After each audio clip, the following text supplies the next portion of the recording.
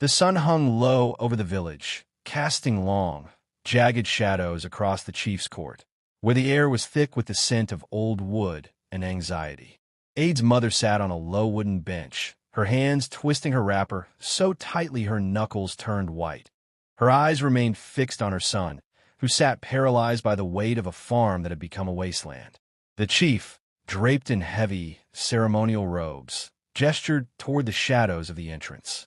From the darkness emerged the village priest, his arrival marked by the rhythmic clinking of Kaur shells. The chief spoke, his voice booming through the silent room. "We seek the truth of the blue rot that has claimed Ade's soil. We seek the fate of Popala." The priest closed his eyes, his head tilting as if listening to a frequency no one else could hear.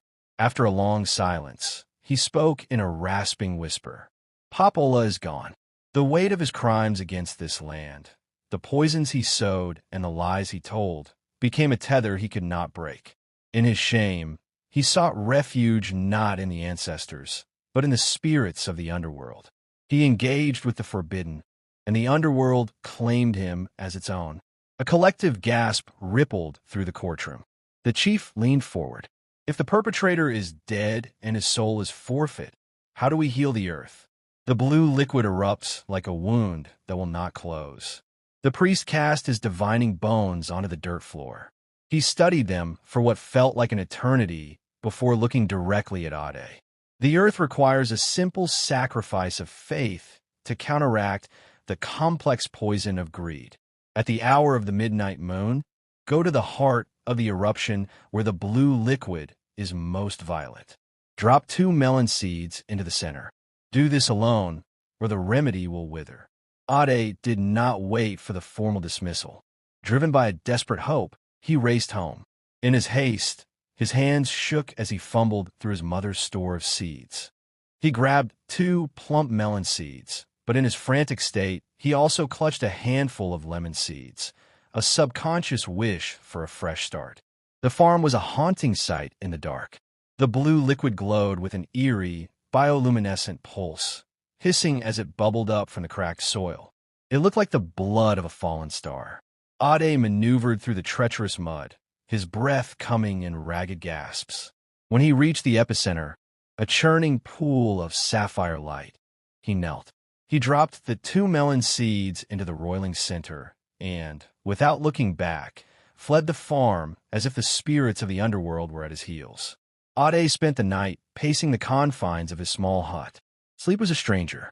He watched the horizon until the first gray light of dawn broke, and at the very moment the first cock crowed, a sound more triumphant than usual, he bolted.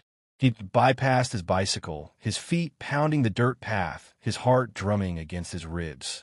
When he reached the ridge overlooking his land, he stopped dead. The toxic blue glow was gone. In its place was a sea of vibrant, impossible green. Ade fell to his knees. A guttural scream of joy tore from his throat, and hot tears carved tracks through the dust on his face. The news spread like wildfire. The chief, flanked by his council and workers, arrived to find a miracle. They walked through the rows of crops, running their hands over the leaves in silent amazement. Ade's mother arrived shortly after, her face transformed from a mask of worry to a radiance that rivaled the morning sun. In the middle of the field, mother and son embraced, spinning in a jubilant dance as the villagers cheered. To mark the end of the curse, Ade hosted a feast that became the stuff of a legend lasting 4 days and 4 nights. On the final day, the chief stood before the assembly. He took the hand of his only daughter, a woman of grace and sharp wit, and placed it in Ade's. "A man who can heal the earth is a man who can lead a home," the chief declared. Ade accepted the marriage with a humble heart. The wedding was a riot of color and song, blessed by the same priest who had guided them through the darkness.